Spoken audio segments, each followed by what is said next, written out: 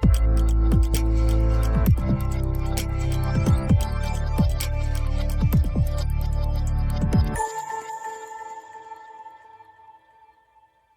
Braves get a big win on senior night. Pretty sweet. So let's get to some Braves talk.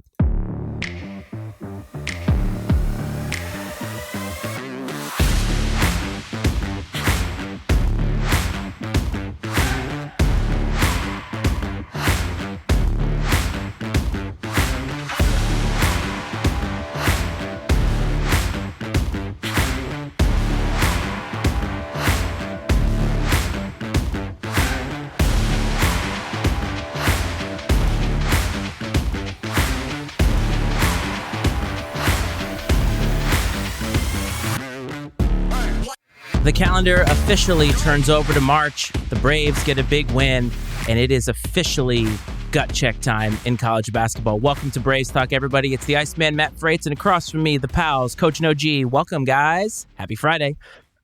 Iceman, Dad, OG, and Braves Nation. Welcome to Braves Talk. This is exciting. We've got the season finale coming up on Sunday against the Drake Bulldogs, but I think that we're going to spend some time here talking about what happened Wednesday night, a clean sweep of the Southern Illinois Salukis, which is always a good one to get. No matter how good that program is, it's nice to assert our dominance. We got to celebrate 4 seniors, which was really exciting, and we got to see a great basketball game, and one that we were kind of pining for a little bit, right, as fans, one where we came out and separated ourselves and had a little breathing room in the second half, which was really nice. How's it going, Rick? Yep. Yeah, Wednesday's game was what we were hoping we would get when we played the Birds last Saturday. Did not happen, but a win's a win. Hey, W's a W. It's in the left side of the column. That's where we won them. So, an exciting game coming up this weekend. Absolutely. Even though we got third and they're going to be second, there's a lot to play for in that game alone. A possible, if you want to even talk about it or think about it. We go in there and we take care of business. We're not going to go to the second seed, but that might open the door for conversation for a possible NIT bid. Yeah, there's how we play and such. So definitely a lot to look forward to for sure coming in. But let's talk about Wednesday. So Wednesday I was sick, but I was able to watch the first half. And I was able to see how Brian Wardle, Coach Wardle, started all the seniors, which I hear, Rick, you were not a big fan of, but I think it worked out. Team jumps out to a big lead, and you get to see the strength of the team as the first half goes on. It was a very physical first half, but I felt like they were playing great inside in the paint.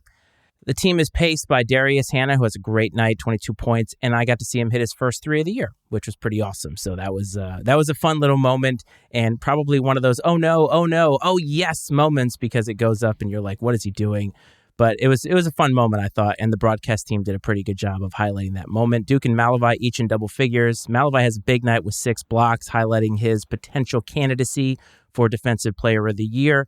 And Brad, as you said, it was a physical game. So why don't you give me some of your pointers from the game as you were watching it at home? Or, excuse me, what you guys were at the game. Sure. So I told you that early on I sent you a text. I said, I think there's a chance this thing could get a little chippy because there was a level of physicality early on. And I think, right now, right, the book's out kind of on Bradley that if, sort of a strategy that a lot of teams are using against the Braves is to come out and be extremely physical and try to impose their will physically against us. And SIU did that.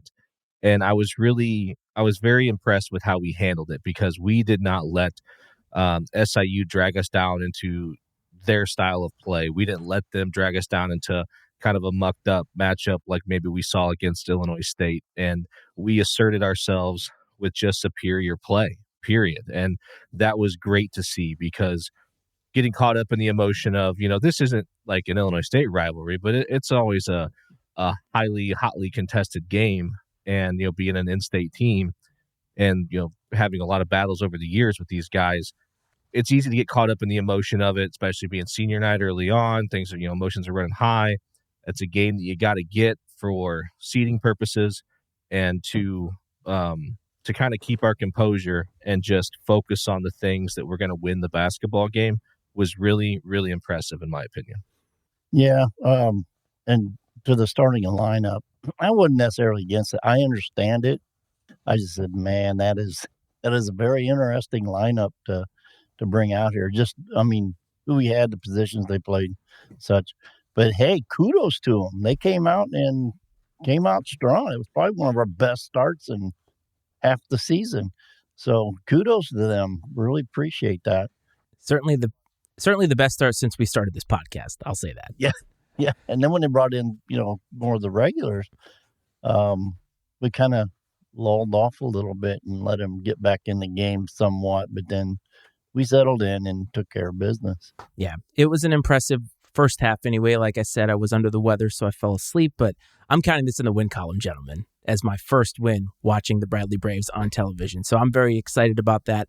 But it was nice to see. Remember last week how you guys kind of gave me a little shit because I said, we'd like to have an easy game. And easy was the wrong word, but a game in which they played really well, didn't have to grind all that much the way that they did against the Birds. And they kind of got that as we're heading into the next game. So that's something that I'm not taking a victory lap per se, but it's what I was hoping to see. And I think the team got that much needed confidence. Now you're stacking wins on top of each other as we're heading into the regular season finale. And next week, of course, is Arch Madness. So there's a lot at stake here. And this is exactly the kind of win that they needed heading into the finale, in my opinion.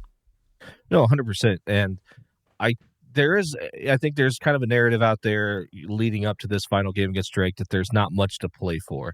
In terms of seeding, sure, there's not a seeding and overall placement to finish the season. There's nothing to play for in that regard. But I think when you want to look at overall resume, I believe it would be considered a quad one win for Bradley if they were to win this game at Drake, which would be great for any resume, whether it's to help improve the resume come NCAA tournament time if we win an Arch Madness, or if it's to give us a strong enough resume to get an at-large bid to the NIT. Either way, I think there's value there. And two, with the way we've been stacking wins on top of each other, you don't want to sort of get off track. I think you want to come out, you want to execute the things that we've been working on, you want to play within the system. It's more so and not practice. I don't want to say that, but you don't want to sit around and get rusty either, because you're not going to play until late next Friday night. And that's a long break for these guys. These guys haven't had a break like that since the season started. And so you don't want to get too complacent and too worried about resting. I think that you have to manage these situations very carefully to make sure that the team is at their best come tournament time. And something else I want to mention about the game, there was a little bit of chatter happening on X about the officials. And I thought all year that the officiating has been pretty mediocre, like consistently both ways. You honestly, both have. It hasn't been like, I don't think it's been, the poor officiating has been skewed towards Bradley or anything. Of course, as fans, we're always every fan base feels like they're getting jobbed by the officials at some point in time. But like objectively, like I just think it's been pretty consistently mediocre. And to see, I think there was a Southern fan that made the comment, that we won because of the refs. Well, my man, like you can't lose by, you can't lose by 20 points and blame the officials. If you lose by 3 or 4 and you want to say there was a call here or there that maybe changed the outcome of the game or changed the trajectory of the game, that's fine. But you can't sit there and, I'm sure it's just caught up in the emotion. I probably would have been saying something similar, had the shoe bit on the other foot. But is there anything else? Is there any other profession in sports where you could, I'm not saying it's an easy job by any means, and I know that they have a hard time finding officials, which is probably the answer to this question, but is there any other profession where you can be so inconsistent and do a poor job and there appear to be no consequences? I can think of 2. And I feel, politician and a weatherman. A weatherman, that's true. Yes. And I think that when you look at sports officiating in general, I feel like officiating basketball is very similar to the strike zone in baseball. It's just like almost purely subjective, purely judgment. And there's not a lot of black and white to it. Yeah, there's some very obvious out of bounds calls and things like that, but just what gets called a foul, what doesn't get called a foul from end to end. And inevitably, almost always, they find a way to get the fouls close to even before halftime, no matter how big that disparity is in the first 10 minutes. And it seems to go the same way in the second half. It's just really, really interesting. And it's just been bad, truthfully. Yeah. Real quick, though, about the weather guy. I was one. I was a weather specialist in the Air Force. So easy on us. There's a lot more to it than most people understand. Anyway, back on the officials. Go ahead. Hold on. A meteorologist for sure. But Pat Sajak started as a weatherman, a guy who just points at a board and tells you what's going to happen. Mm-hmm. Meteorologist, I'm giving a lot of credit to because that's a science. They're actually studying it. But I could put a suit on and tell people what's going to go on if somebody tells me what to say. That's the distinction that I'm making. I'm not putting down weather people in general, but I am making this distinction over there is a science to it. I will tell you that. Anyway, back to the officials. I think the post that I saw was someone said something about would Bradley have as many wins if they weren't always getting calls from the officials? And my point is go back, look at every single stat of the games that Bradley has played. More often than not, as far as like free throws, we're shooting double-digit less amount of free throw attempts than our opponents have. I ain't going to say most cases, but a lot of cases that has been the case. It's either been that or maybe just, we've always been on the short stick, and then even with turnovers and such. But yeah, when it comes to fouls, yeah, we've always been the guy that's had more called on us than. There's your homer take. No. Here's the thing, though, right? And this is my opinion. We've talked about this on Ice Minute Coach, and I've probably ranted about this everywhere. But when it comes to officiating, if there's something that triggers me the most, it is when people just automatically say officiating when a game doesn't go their way. Are there instances in which officials across the board miss plays? 100%. All you have to do is go to the NBA this past week to look at that, where the Knicks got away with one when the Pistons guy got tackled at half court. Nothing was called, and the Knicks end up getting the game-winning basket because, let's face it, the Knicks are more appealing than the 8-win Pistons, right? So these things are going to happen. But I get really triggered because there are fan bases, and I'm not even saying this is the Valley, but in general, who it's like, dude, you lost by 20, okay? Like, in no world would a bunch of fouls somehow aggregate to you then winning a game that you lost by 20 points. The Salukis lose by 5? Sure, you can go nitpick some of these calls. But over the course of a season, most of the time, the calls that are beneficial to a team and the calls that go against a team are going to zero themselves out. A lot of times it comes down to when they're called. And we've talked about that on this pod before, where it seems like Bradley is getting calls going against them at the worst possible time. But it doesn't necessarily mean that the officiating's all bad, but inconsistent officiating has been something we've seen plaguing sports for the last, 5 years probably, even at the professional level.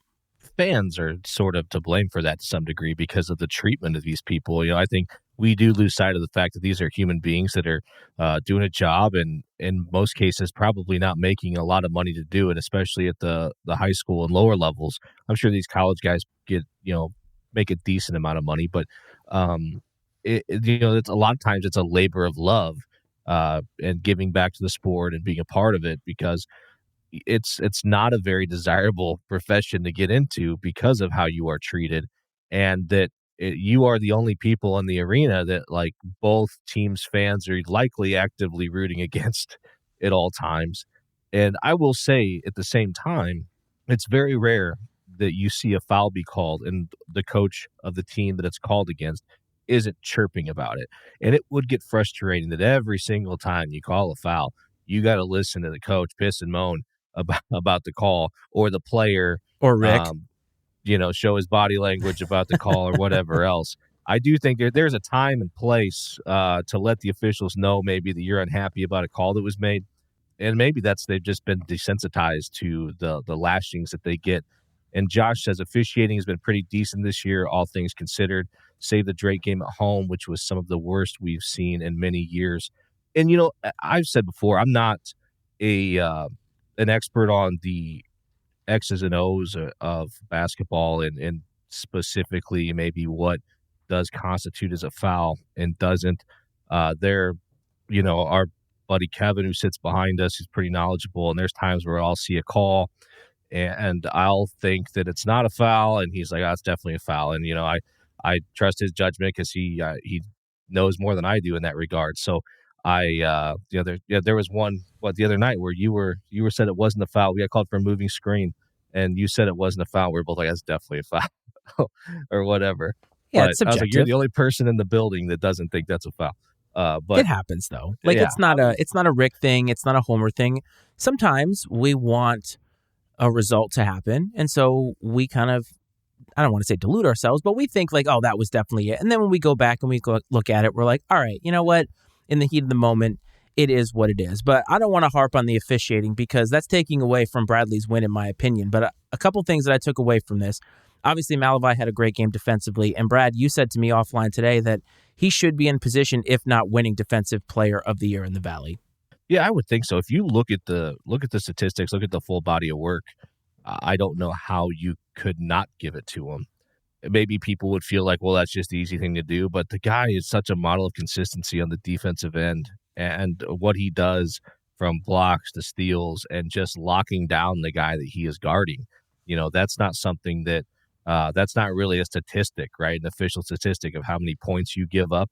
But I guarantee you, man, that I'm sure he's probably had a bad game here or there, but he has. I know that Jason King got the best of him a little bit in the Indiana State game in the Terre Haute, I believe, or maybe the one at home, maybe both of them. I tried to put those two games out of my head, but he usually is tasked with defending the other team's best player, and the overwhelming majority of the time, he shuts that guy down, and that guy is not a factor at all. Now, seems like we struggle at times to contain number 2 or 3 on their team when that happens. But, we always, he usually locks down that guy that we say, we're not going to let this guy beat us. And that's thanks to Malavai that doesn't happen more often than not. And Rick, the turnovers, less than 10 turnovers again, 6 turnovers. This, to me, is the sign that this team is poised to make a run in Arch Madness. What do you think? Yeah, their focus on details, making the extra pass when it's there. They still every now and then will throw a pass and make you scratch your head. I don't know if you've seen that there was almost back to back our guards, and I believe it was Hickman and Duke, but one did a behind the back pass to the other, and then almost immediately another behind the back pass back to the other guy. And I'm like, okay, that's a little fancy. You don't see that very often at all. But no, yeah, the turnovers, keeping them in check, those and keeping our fouls down. Yes. Because we only had where's our fouls at? Well, I mean, yeah. That's still a little hefty, but Southern had 18. Thing is, they always find a way to get even. Yep. Yeah, but the thing is, the Braves scored 22 points off turnovers compared to, I think it was 6 for the Salukis. That, to me, is, again, when you're taking advantage of getting the turnover, because sometimes you are able to get the ball away, stop possession, but you don't get that bucket. And Brad, you talked about that last week, remember, with the game against ISU, where it's like you just want them to get a stop, get a bucket, get a stop, get a bucket. And it was like they would get a stop, not a bucket. And here, when you're actually able to get the transition going and you're able to score off of those opportunities, that leads to these types of wins. And that, to me, leads to momentum. And so before we get into the Drake game, though, I want to talk about the seniors a little bit. And Brad, you're familiar with them, and you listed out some of the accolades or some of the things you want to talk about. So I want to let you start and highlight the 4 seniors that were highlighted at Carver the other night. Yeah, so we'll start with Connor Linke, right? So we've talked a lot about him the last couple of weeks. He's come on, played some meaningful, productive minutes for the team. And I mean, I don't want to go on we really talked about him a lot last time, so I won't go on a ton, but just in general, the character and that he has shown remaining mentally engaged and to be a good teammate through 4 years of not playing a whole bunch, right? And accepting his role. And now when he's getting an opportunity, he's really taking advantage of it and showing that, you don't come in and do what he's done if you're not locked in and participating in practice every day and putting the work in. And to see that, even knowing that, his time may never come, the dude still showed up every day and put the work in to get better, just in case, right? Hey, if my number's called, I'm going to be ready. And he was, and he has been, which has been outstanding. And he does, I believe he has a COVID year. he could use next year. I'm not sure that we're expecting him to necessarily be on scholarship next year, but that's just kind of the general speculation. I'm not sure what his intentions are moving forward, but he's been a staple to the program and just very consistent, and just the stability that he's given things. So this over the last 4 years, and this team's been through a couple of they've been on some bumpy roads here and there, and you got to have high character guys like that can hold things together. Gonar Billieu. So Gonar, I think there might have been some higher expectations when he came in, but things didn't quite pan out, and really, like, we've got a lot of quality depth at his position on the roster, which does make it tough to get on the floor. So that's another guy that you can tell his teammates love him by the way they act towards him. It's really hard to fake that stuff, I think, especially when you spend as much time as these guys do together. It's really hard to fake your genuine appreciation and admiration for somebody and respect. And it's obvious that he has that. We forget that these guys have to practice against somebody during the week, right? There's someone that's got to come out and push these guys in practice and make them put forth an effort. Yeah, you're not going to simulate the Darnell Brodys of the world in practice, or Tucker DeVries in practice, but you got guys that are going to show up and they're going to give you everything they've got to help get you better and help get you prepared to play. And there's no doubt, I'm sure, that Gonar has done that.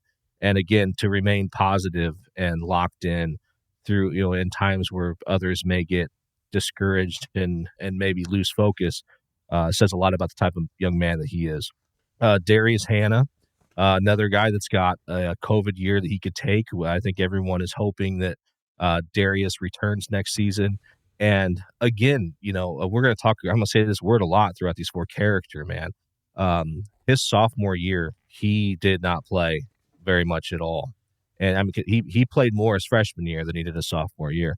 And, a lot of people were wondering, why is Darius not playing very much? And I don't know that, there's probably people out there that maybe have the answers, but I think that, again, some of it was probably the depth of his position at the time.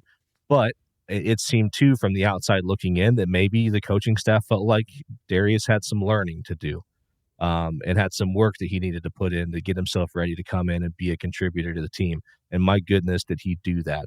He came in the last year and was, immediately an impact player for this team. And, he was able to take on, an important role, but a lesser role due to having Rink and Malavai out there with them. This year, you have no Rink. He's the guy, right? He is the five man, and undersized most nights, but definitely not out athleted for sure.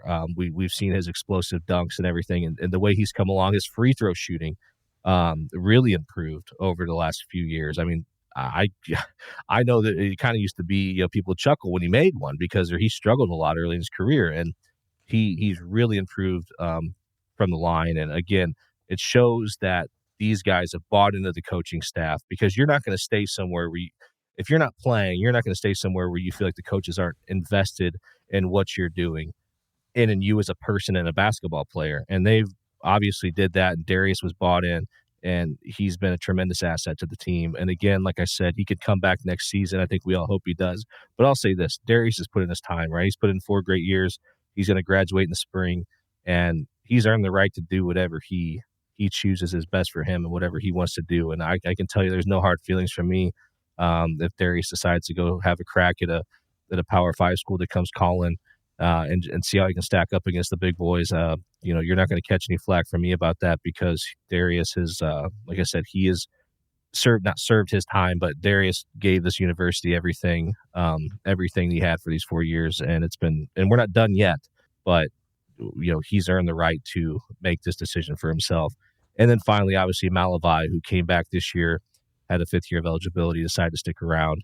Glad he did, because I think he needed a guy like him to, who knows, maybe some of, losing a couple of the guys early in the season could have gone a completely different direction if you don't have some of the veteran leadership that this team has had. And Malavai is a big part of that. It seems like, from a distance, seems like the happiest guy that there could be. Seems incredibly happy, positive, and a great teammate. And he just seems so even keeled, which is, you have to appreciate, because while we may think that we might wish he would seem more aggressive at times, I'm sure he is competitive as can be, but the ability to not get on that emotional roller coaster and experience those highs and lows is extremely valuable, because you see a lot of these guys, I think they get in their own heads once in a while, and they get themselves in mental ruts. And Malavai just seems to be happy to be out there playing the game with his teammates. And, his accomplishments as a player are well documented. And he's going to have more accolades he's going to receive before this season is all said and done. Hopefully he's a guy that can have a successful career internationally at the professional level. I think he will, and it'll be fun to follow him after he moves on. But, these are four very high character young men who have contributed in different ways to the program. And it's going to be tough to see him move on, but we're grateful at the same time for everything that they've contributed. Yeah, I'm not as long-winded as him. So I'm just going to lump all four of these wonderful seniors into one little thing here. And that from me, appreciate your time, your efforts, your sacrifices in representing the university, as well as all four of you have, to come out and entertain the masses each and every game. And as Brad said, the character is very high. Those who stick around the university and play for Coach Wardle will always have high character. I think that's been proven time and time again. Congratulations, and I wish nothing but the best for each and every one of you. And yes, I do hope Darius Hanna does come back next year. I know he said he will play. We just hope he comes back here. If people knew and understood and can see the vision of what this team can be like next year, even many other teams in the Valley, I got to include them. If everybody in the Valley came back that can't come back, the Missouri Valley will be an even stronger basketball conference than it is this year. And Rick doing the dad thing, lumping all of his kids into one, not picking a favorite when he absolutely has a favorite. So congratulations to you, Rick, on being Dad of the Year once again. So congratulations to our seniors, and Brad said it all, Rick said it all, and we're not done yet. So let's move on to the Drake game we got coming up this weekend. Last regular season game, big rivalry. Obviously, the game at Carver last time was a tough loss, hoping to avenge that loss, but I do have a theory. Last year, the Braves, and you're sitting in front of that visual right now, take the regular season title. Drake ends up winning the war by winning in the conference tournament. Well, this could be the chance that I believe Bradley has to turn those tables a little bit. Even if they don't get a win in this game, they have the ability to get revenge on what happened last year in Arch Madness. And I think that this game right here is going to be the first stone in the foundation to doing that. Yeah, it very well could be. And I think that it's always nice to beat one of the top teams. And maybe we are sitting here trying to pick and find things to feel like we're playing for. And I know we highlighted some of those things earlier at the beginning. I just want to see us build on what we've been doing and get ourselves right and in a position to compete next weekend. I think we would all feel a little differently about this game if it wasn't Drake or maybe unless it was Indiana State. But I think if it was almost anyone else, we would, hey, let's go out there, let's just get through this thing healthy and get to next weekend. And I still do feel that way. I don't know that there's going to be a whole lot we're going to be able to take away from this game unless we come out and just look really poor. Or really good. Or just out. Yeah, we go out and just blow the doors off Drake. But, then there's always going to be the question of, well, were they locked in, and everything else. But I just think that we forget, too, that these guys are highly competitive athletes, Division I athletes. They want to win. I expect to get everyone's best effort because you don't want to nurture an environment of complacency. And that's reason number one that I don't think we'll see any sort of complacency going into this game. And it's going to be a good ball game, I think. And I don't know if we'd get the crowd, if we're going to get the crowd that we maybe would have gotten had Drake got knocked off by UIC the other night, and this game would have truly been for like the 2 seed, or if it were a battle for the league championship, obviously. But I think there'll be a strong Bradley contingent there. Drake fans do show up, so it should be a good environment and a good basketball game. And it'll be interesting to see where these two teams are right now against, let's call it, equal competition heading into the conference tournament. Yeah, I believe that when we played them the first time, it was early in the Valley season, after the first of the year, and I think we were still trying to find our way defensively and on the boards. especially defensively. I think we've done that. Sometimes we've been a little bit up and down on the rebounding. I think these guys have a good grasp on what this game can mean if they can go in there and get a win. So, just kind of like kicking back, we got third and we're just gonna no, that's not gonna happen. That's not in Wardle's character. Hope it's not in anybody else's on that team. Let's go get a very impressive win. And because right now we're close enough in the net, we could leapfrog them. That's where it opens up a little bit of conversation for the NIT. It's all you want to see is consistency. You want to see a solid performance. Do not want to see a stinker.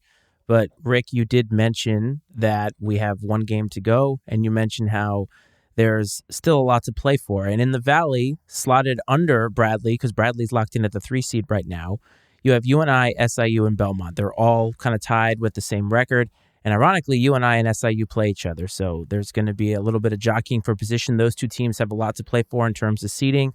Belmont is going to host Evansville as we head into Arch Madness, and there is a lot going on right now. Even though there's one game left and Bradley is slotted into the 3rd seed, they have something to play for, and a lot of these teams that are right underneath them have a lot to play for because, Brad, as you like to say, every team in the Valley says, don't catch us in the tournament because we're dangerous. For the record, I was perfect on my games Wednesday. Congratulations to you. Barely. I don't have the fanfare, or else I'd play it for you here on the soundboard, but we can do that. If you actually wait, I do have it. The biggest one coming up Sunday, other than ours, is the Northern Iowa SIU game. Yep. And it's a road game for us, or for Northern Iowa. Yes, Northern Iowa has not played particularly great on the road, but there's intangibles. Maybe a hint more for Southern being senior night. And then also for both teams, they're playing for that number 4 spot. The loser goes to number 6. In that respect, I got to go with the more experienced coach, the more successful coach, the better athletic team. There's better players on Northern Iowa than there is, to me, on Southern. But yet you still have to play 40 minutes of that game, at least. I think in this time of year, Jacobson, like I've repeated time and time again, he has his guys ready to play, and they've done that the last several games, even though they've been home game. Well-coached teams are dangerous this time of year, no matter what their record is. And Next week, guys, we have Arch Madness. I think it starts on March 7th, and we have a couple of shows to go before we get there. So here to announce on Monday's show, we're going to have Matt McLean, who is I believe he's the play-by-play guy for Bradley's ESPN Plus team. He's going to come on and talk about Arch Madness. He is going to be at Arch Madness, so going to break that down with him, and hopefully we're going to get another show in right before the start of Arch Madness, maybe even get some super fans or some other folks on here to kind of talk about it from a fan perspective. We have not decided what we're going to do for Arch Madness just yet, because I know you guys might head down there and it may be a little bit much to go live every single day, but we kind of want to gauge what the fans are looking for. How many people are going to be down there? How many people are going to be even available to watch? What do you want to hear from us? So we're going to kind of gauge some interest on X and find out what you guys are looking for. Well, guys, we have one more game to go, but before we close out this episode, what do you guys have for the viewers right now? I'm just excited to find out what all the games end up being. And yeah, I'm going to pat myself on the back if everybody that I picked to win and the Northern Iowa hits that 4 spot. But that's probably the biggest one I think that there's even a question about is the UNI Southern game. Everybody else should win, my opinion. What about you, Coach? Yeah, so thank you again, everybody, for the support. Really appreciate it. It's a lot of fun to come on here and do this. And like Matt mentioned, we're hopeful to get some of you involved with this. And as we keep going, especially in the offseason, man, we'll have a lot of opportunities to come on and talk about all kinds of stuff that you guys want to talk about that's Bradley basketball-related, recruiting, scheduling, conference realignment, all the fun stuff, right? Thank you. Looking forward to see how the game goes Sunday. One of the most interesting things about that game, I think, for us, we've struggled with large 5 men like Brody, so it gives us a chance to maybe go try some things against one of those types of players, and see how that works out leading the tournament. So we got to solve for that type of player because it's been one that's really hurt us. So I'm curious to see how we handle Brody. Just obviously how the things pan out in the 4, 5, 6 slots. Those teams are going to be desperate to get a win because if they don't, you're going to play a really talented, just poorly coached UIC team that just took Drake to 3 overtimes. And if you win, you got to go through us. So as much as we sit here and worry about some other people, I guarantee you they're more worried about playing Bradley. And so I think you're going to get a great effort out of both those teams. Thank you again. I can't say it enough. Thank you so much. I appreciate the interactions on X and in the comment section here during the shows, at the games, wherever. Really appreciate it. It's been a blast. And go be you. That's right. Next week is going to be a heater, folks. We're going to give you as much coverage as we can possibly do with family stuff and everything. But I want to thank you as well. If you want to find us on social media, if you're listening to this after the fact, X at Iceman and Coach, TikTok at I&C Sports, Facebook, I&C Sports, and of course, MattyIceMedia.com for the other podcasts that we have. Let's go, Bradley. We'll see you next week. And this is Braves Talk.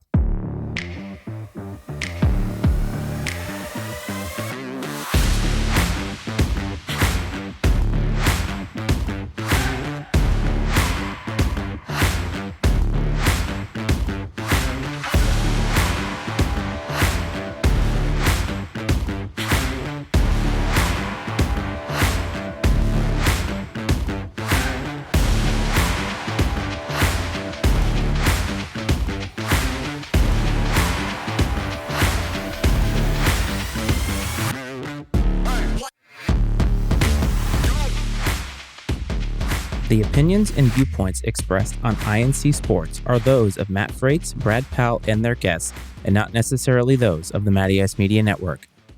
I&C Sports is exclusively owned by Matt Freites and Brad Powell and is brought to you by the Matty Ice Media Network.